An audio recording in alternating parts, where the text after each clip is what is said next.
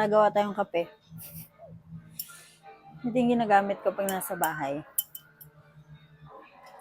Tapos nag-brew ako ng Dunkin na coffee. So, lalagyan ko lang siya mga half lang. Tapos, 2 to 3 tablets ng equal. So, nilagay ko 3.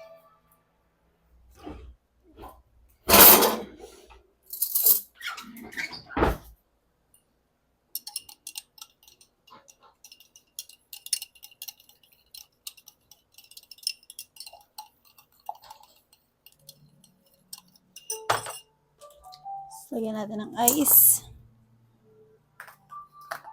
So, madaming ice.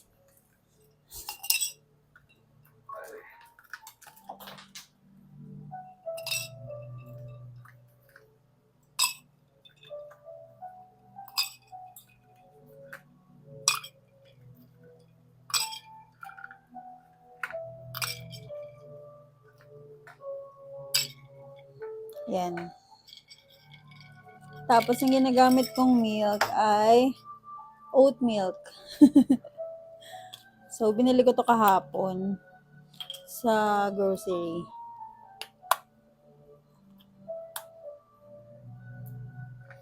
Tapos, lalagyan ko lang siya hanggang mapuno.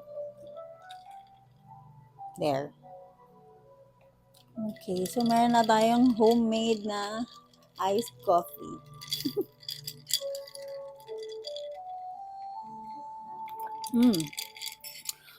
Okay itong brand. Gusto ko yung lasa niya. Okay, mas mura to sa outside, pero masarap din yung outside. Kahit ano, bala kayo. Kung ano makita nyo. Basta oat milk, masarap.